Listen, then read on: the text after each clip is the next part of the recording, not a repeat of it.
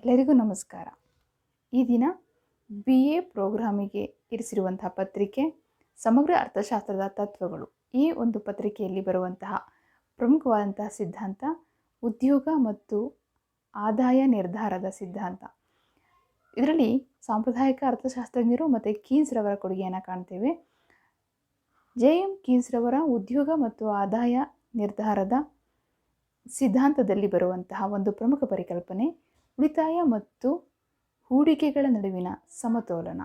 ಈ ಒಂದು ಪರಿಕಲ್ಪನೆಯನ್ನು ನಾವು ಇದನ್ನು ತಿಳಿಯೋಣ. Once again welcome to digital learning of department of collegiate education. Saving and investment equilibrium. Saving and investment equilibrium is an important concept in income determination.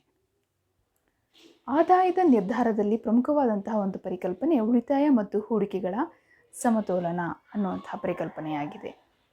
We have seen in our earlier class how equilibrium level of national income is determined. Equilibrium level of national income is determined at the point where aggregate demand equals aggregate supply. ನಾವು ಹಿಂದಿನ ತರಗತಿಯಲ್ಲಿ ಕಲಿತಂತೆ ಸಮತೋಲನದ ಆದಾಯ ನಿರ್ಧಾರ ಆಗುವಂಥದ್ದು ಸಮಗ್ರ ಬೇಡಿಕೆ, ಸಮಗ್ರ ಪೂರೈಕೆಗಳು, ಸಮಗ್ರ ಬೇಡಿಕೆ ಮತ್ತು ಸಮಗ್ರ ಪೂರೈಕೆಗಳು ಸಮನಾದಾಗ ಸಮತೋಲನದ ಆದಾಯದ ನಿರ್ಧಾರ ಆರ್ಥಿಕತೆಯಲ್ಲಿ ಏರ್ಪಡುತ್ತೆ ಅನ್ನೋದನ್ನು ಅರ್ಥ ಮಾಡ್ಕೊಂಡಿದ್ದೀವಿ.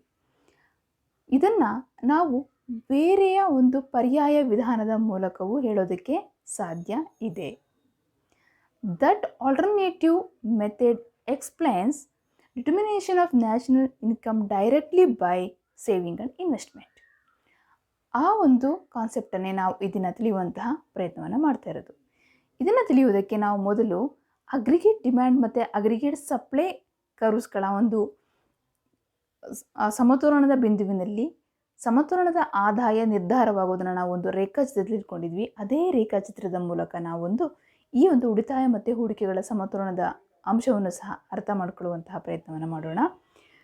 So in this figure 45 degree curve represents income curve and C+I curve represent aggregate demand curve. 45 degree curve so also a aggregate supply curve. ಈ ಎರಡು ರೇಖೆಗಳು ಈ ಬಿಂದುವಿನಲ್ಲಿ ಸಮತೋಲನವನ್ನು ಹೊಂದಿದ್ದು ಅಂದರೆ ಒಂದಕ್ಕೊಂದು ಛೇದಿಸಿದ್ದು ಆ ಬಿಂದುವಿನಲ್ಲಿ ನಿರ್ಧಾರವಾಗಿರುವಂತಹ ಆದಾಯ Y1. ಈ Y1 ಆದಾಯವು ಸಮತೋಲನದ ಆದಾಯ ಆಗಿದೆ. ಇಲ್ಲಿ GE ಮಟ್ಟದ ಉಳಿತಾಯ ಮತ್ತು ಹೂಡಿಕೆಗಳ ನಡುವೆ ಸಮತೋಲನದ ಉಳಿತಾಯ ಮತ್ತು ಹೂಡಿಕೆಗಳು ಅಸ್ತಿತ್ವದಲ್ಲಿರೋದನ್ನು ನಾವು ಕಾಣ್ತಿದ್ದೇವೆ. ಒಂದು ವೇಳೆ ಆದಾಯ ಏನಾದರೂ Y1ಗಿಂತ ಅಧಿಕ ಆದರೆ ಅಥವಾ Y1ಗಿಂತ ಕಡಿಮೆ ಆದರೆ ಆಗ ಉಳಿತಾಯ ಮತ್ತು ಹೂಡಿಕೆಗಳ ನಡುವಿನ ಒಂದು ಸಮತೋಲನ ಹೇಗೆ ಬದಲಾಗುತ್ತೆ ಅನ್ನೋದನ್ನು ನಾವು ಈ ರೇಖಾಚಿತ್ರದಲ್ಲಿ ಅರ್ಥ ಮಾಡ್ಕೋಬಹುದು. So if the level of national income exceeds Y1, so Y1ಗಿಂತ ಹೆಚ್ಚಾದರೆ ಸೊ ಆಗ ಏನಾಗುತ್ತೆ ಅಂತ ಹೇಳಿದರೆ ಉಳಿತಾಯವು ಹೂಡಿಕೆಗಿಂತ ಅಧಿಕವಾಗುತ್ತೆ. Supply greater than investment. ಯಾವಾಗ ಉಳಿತಾಯ ಹೂಡಿಕೆಗಿಂತ ಅಧಿಕವಾಗುತ್ತೋ ಆಗ ಆದಾಯ ಕುಗ್ಗೋದಕ್ಕೆ ಪ್ರಾರಂಭ ಆಗುತ್ತೆ. ಹಾಗೆಯೇ when income less than Y1 ಅಂದರೆ Y1ಗಿಂತ ಆದಾಯ ಏನಾದರೂ ಕಡಿಮೆ ಇದ್ದರೆ ಆಗ ಹೂಡಿಕೆ ಗ್ರೇಟರ್ ದೆನ್ ಸೇವಿಂಗ್ಸ್ ಆಗಿರುತ್ತೆ ಅಂತ ಹೇಳಿದರೆ I ಗ್ರೇಟರ್ ದೆನ್ S ಅಂದರೆ ಇನ್ವೆಸ್ಟ್ಮೆಂಟು ಸಪ್ಲೈಗಿಂತ ಅಧಿಕವಾಗಿರೋದನ್ನು ನಾವು Y1ಗಿಂತ ಕಡಿಮೆ ಆದಾಯದ ನಿರ್ಧಾರದಲ್ಲಿ ನೋಡ್ಬೋದಾಗಿದೆ. ಸೊ ಈ ರೀತಿಯಲ್ಲಿ ಸಮಗ್ರ ಬೇಡಿಕೆ ಮತ್ತು ಸಮಗ್ರ ಪೂರೈಕೆಯ ರೇಖೆಯನ್ನು ಬಳಸಿಕೊಂಡು ಉಳಿತಾಯ ಮತ್ತು ಹೂಡಿಕೆಗಳು ಹೇಗೆ ಆದಾಯದ ಪ್ರಮಾಣವನ್ನು ನಿರ್ಧರಿಸುತ್ತೆ ಅನ್ನೋದನ್ನು ನಾವು ತಿಳಿಯೋದಕ್ಕೆ ಸಾಧ್ಯ ಇದೆ. So firstly will go to understand saving and investment, concepts of saving and investment. Here saving represents withdrawal of some money from the income stream. ನಾವು ಈ ಹಿಂದೆ ಕಲಿತಂತೆ ಉಳಿತಾಯ ಅಂತ ಹೇಳಿದರೆ ಅನುಭೋಗದ ಮೇಲೆ ವೆಚ್ಚ ಮಾಡದೇ ಇರುವಂತಹ ಆದಾಯ ಏನಿದೆ ಅದನ್ನು ಉಳಿತಾಯ ಅಂತ ಹೇಳಿ ಕರಿತೇವೆ. ಹಾಗೆಯೇ ಈ ಒಂದು ಕಾನ್ಸೆಪ್ಟಲ್ಲಿ ಉಳಿತಾಯ ಅನ್ನುವಂಥದ್ದು ಆದಾಯದ ಪ್ರವಹನದಲ್ಲಿ, ಆರ್ಥಿಕತೆಯ ಆದಾಯದ ಪ್ರವಹನದಿಂದ ಹೊರತೆಗೆಯಲ್ಪಟ್ಟಂತಹ ಒಂದು ಹಣದ ಪ್ರಮಾಣವನ್ನು ಸೇವಿಂಗ್ಸ್ ಅಂತ ಹೇಳ್ಬೋದಾಗಿದೆ. ಸೊ ಸೇವಿಂಗ್ಸ್ ಮಾಡೋದಕ್ಕೆ ಹಲವು ದಾರಿಗಳು ಇದೆ ಅನ್ನೋದನ್ನು ನಾವಿಲ್ಲಿ ತಿಳ್ಕೊಬೋದಕ್ಕೆ ಸಾಧ್ಯ ಇದೆ. And on other hand investment represents injection to some money into the income stream. ಅಂದರೆ ಆದಾಯದ ಪ್ರವಹನಕ್ಕೆ ಒಂದಷ್ಟು ಪ್ರಮಾಣವನ್ನು ಸೇರಿಸುವಿಕೆ, ಅಂದರೆ ಈಗಾಗಲೇ ಇರುವಂತಹ ಆದಾಯದ ಪ್ರಮಾಣಕ್ಕೆ ಹೊಸದಾಗಿ ಸೇರಿಸಲ್ಪಡುವಂತಹ ಒಂದು ಆದಾಯದ ಪ್ರಮಾಣವೇ ಇನ್ವೆಸ್ಟ್ಮೆಂಟ್ ಆಗಿರುತ್ತೆ. ಹಾಗಾಗಿ ಇಲ್ಲಿ ಸೇವಿಂಗ್ಸ್ ಆ್ಯಂಡ್ ಇನ್ವೆಸ್ಟ್ಮೆಂಟ್ ಎರಡು ಕಾಂಟ್ರರಿ ಆಗಿರುತ್ತೆ. ಸೇವಿಂಗ್ಸ್ ಅನ್ನುವಂಥದ್ದು ಹೊರತೆಗೆಯಲ್ಪಟ್ಟರೆ ಇನ್ವೆಸ್ಟ್ಮೆಂಟ್ ಅನ್ನುವಂಥದ್ದು ಅದರೊಳಗಡೆ ಹೊಸದಾಗಿ ಒಂದಷ್ಟು ಪ್ರಮಾಣದ ಹಣವನ್ನು ತೊಡಗಿಸುವಿಕೆ ಆಗಿರುತ್ತೆ. ಸೊ ಹಾಗಾಗಿ ಇನ್ವೆಸ್ಟ್ಮೆಂಟ್ ಮತ್ತು ಸೇವಿಂಗ್ಸನ್ನು ನಾವು ವಿಡ್ರಾಲ್ಸ್ ಆ್ಯಂಡ್ ಇಂಜೆಕ್ಷನ್ಸ್ ಅಂತ ಹೇಳಿ ಗುರುತಿಸ್ಬೋದು. So withdrawals represent saving, injections represent investment. ಅದನ್ನು ನಾವೊಂದು ಈ ಗ್ರಾಫಿನ ಮೂಲಕ ಅರ್ಥ ಮಾಡ್ಕೊಳ್ಳೋದಕ್ಕೆ ಸಾಧ್ಯ ಇದೆ. ಇದು ಎರಡು ವಲಯಗಳು ಆರ್ಥಿಕತೆಯಲ್ಲಿ ಇದ್ದಾಗ ಹೇಗೆ ಆದಾಯದ ಪ್ರವಹನ ಇರುತ್ತೆ ಅನ್ನೋದನ್ನು ತೋರಿಸ್ತಾ ಇದೆ. ಫಾರ್ಮ್ಸ್ ಆ್ಯಂಡ್ ಹೌಸ್ ಹೋಲ್ಡ್ಸ್ ಅನ್ನುವಂತಹ ಎರಡು ವಲಯಗಳಿದೆ, ಉದ್ಯಮ ಘಟಕಗಳು ಮತ್ತು ಕುಟುಂಬಗಳು. ಈ ಎರಡು ವಲಯಗಳು ಇದ್ದಾಗ ಕುಟುಂಬಗಳು ಉದ್ಯಮಗಳಿಗೆ ಬೇಕಾದಂತಹ ಉತ್ಪಾದನಾಂಗಗಳನ್ನು ಪೂರೈಕೆ ಮಾಡಿ ಅದಕ್ಕೆ ತನ್ನದೇ ಪ್ರತಿಫಲವನ್ನು ಆದಾಯದ ರೂಪದಲ್ಲಿ ಪಡೆಯುತ್ತೆ. ಈ ಒಂದು ಆದಾಯವನ್ನು ಉದ್ಯಮ ಘಟಕಗಳು ಉತ್ಪಾದಿಸುವಂತಹ ಉತ್ಪನ್ನಗಳನ್ನು ಕೊಂಡುಕೊಳ್ಳೋದಕ್ಕೆ ಬಳಸಲಾಗುತ್ತೆ. ಕನ್ಸಂಪ್ಷನ್ ಮೇಲೆ ವೆಚ್ಚ ಮಾಡ್ತವೆ. ಈ ಕನ್ಸಂಪ್ಷನ್ ಮೇಲೆ ವೆಚ್ಚ ಮಾಡದೆ ಉಳಿದಂತಹ ಹಣವೇ ಸೇವಿಂಗ್ಸ್ ಆಗಿರುತ್ತೆ. ಹಾಗೆಯೇ ಈ ಒಂದು ಫರ್ಮ್ಸ್ಗಳು ತಾವು ಸ್ವೀಕರಿಸಿದಂತಹ ಸರಕು ಸೇವೆಗಳನ್ನು ಮಾರಾಟ ಮಾಡಿ ಬೆಲೆಯ ರೂಪದಲ್ಲಿ ಸ್ವೀಕರಿಸಿದಂತಹ ಆದಾಯವನ್ನು ಪುನಃ ಇನ್ವೆಸ್ಟ್ ಮಾಡೋದನ್ನು ನೋಡ್ತೇವೆ. ಹಾಗಾಗಿ ಕುಟುಂಬಗಳು ಉದ್ಯಮ ಘಟಕಗಳಿಂದ ಸ್ವೀಕರಿಸಿದಂತಹ ಆದಾಯದಲ್ಲಿ ಮಾಡಿದಂತಹ ಉಳಿತಾಯವೇ ವಿಡ್ರಾಲ್ಸ್ ಆಗಿರುತ್ತೆ. ಉದ್ಯಮ ಘಟಕಗಳು ತಮ್ಮ ಉತ್ಪನ್ನಗಳನ್ನು ಮಾರಾಟ ಮಾಡಿ ಪಡೆದಂತಹ ಆದಾಯವನ್ನು ಹೂಡಿಕೆ ಮಾಡುವ ಪ್ರಮಾಣ ಇಂಜೆಕ್ಷನ್ ಆಗಿರುತ್ತೆ. ಹಾಗಾಗಿ ಈ ಒಂದು ಕಾನ್ಸೆಪ್ಟಲ್ಲಿ ಇನ್ವೆಸ್ಟ್ಮೆಂಟ್ ಆ್ಯಂಡ್ ಸೇವಿಂಗ್ಸ್ ಅವೆರಡೂ ಸಹ ಆದಾಯದ ಪ್ರವಾಹನದಲ್ಲಿ ಒಂದಷ್ಟು ಹಣವನ್ನು ಇನ್ವೆಸ್ಟ್ಮೆಂಟ್ ಒಳ ಸೇರಿಸಿದರೆ ಸೇವಿಂಗ್ಸ್ ಹೊರತೆಗೆಯುವ ಕಾರ್ಯವನ್ನು ಮಾಡುತ್ತೆ. ಒಂದು ವೇಳೆ if investment greater than saving, so when investment greater than saving, it means that more money has been put into the income stream than has been taken out of it.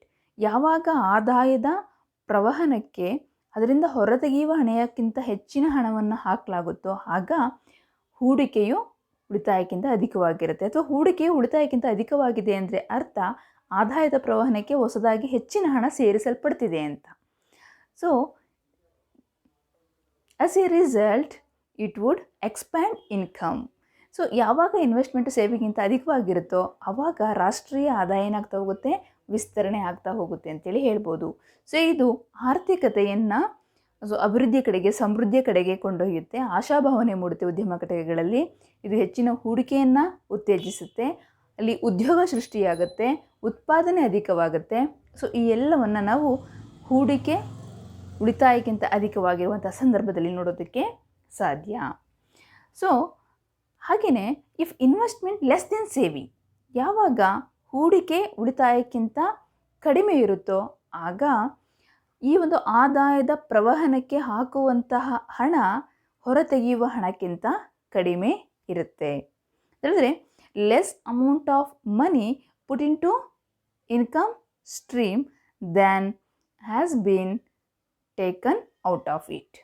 ಹಾಗಾಗಿ ಹೂಡಿಕೆ ಉಳಿತಾಯಕ್ಕಿಂತ ಅಧಿಕವಾಗಿದ್ದರೆ ಆರ್ಥಿಕತೆಗೆ ಅದು ಕ್ಷೇಮಕರ, ಇಲ್ಲದಿದ್ದರೆ ಯಾವಾಗ ಹೂಡಿಕೆ ಕಡಿಮೆ ಆಗುತ್ತೋ, ಉಳಿತಾಯ ಹೆಚ್ಚಾಗುತ್ತೋ, ಹೂಡಿಕೆಗೆ ಸಿಗುವಂಥ ಹಣ ಕಡಿಮೆ ಆಗುತ್ತೆ, ಆಗ ಆರ್ಥಿಕತೆಯಲ್ಲಿ ಡಿಪ್ರೆಷನ್ನಂತಹ ಪರಿಸ್ಥಿತಿ ಏರ್ಪಡ್ಬೋದು, ನಿರುದ್ಯೋಗದ ಪರಿಸ್ಥಿತಿಗಳು ಸೃಷ್ಟಿಯಾಗುವ ಸಾಧ್ಯತೆ ಇರುತ್ತೆ. ಯಾಕಂದರೆ ಅವಾಗ ಉದ್ಯಮಿಗಳಿಗೆ ಯಾವುದೇ ಉತ್ತೇಜನ ಸಿಗೋದಿಲ್ಲ. ಹೂಡಿಕೆಗೆ ಹಣ ಸಿಗದೇ ಇದ್ದಾಗ ಉತ್ಪಾದನೆ ಕುಂಠಿತಗೊಳ್ಳುತ್ತೆ, ಉದ್ಯೋಗ ಕುಂಠಿತಗೊಳ್ಳುತ್ತೆ, ಆದಾಯ ಕುಂಠಿತಗೊಳ್ಳುತ್ತೆ. ಅದು ಆರ್ಥಿಕತೆಯಲ್ಲಿ ಮುಗ್ಗಟ್ಟಿನ ಕಡೆಗೆ ಕೊಂಡೊಯ್ಯುತ್ತೆ ಅಂತೇಳಿ ಹೇಳ್ಬೋದು. So when investment equal to saving, if investment just equal to saving, what happen? ಹೂಡಿಕೆ ಉಳಿತಾಯಕ್ಕೆ ಸಮನಾಗಿದ್ದಾಗ ಏನಾಗುತ್ತೆ?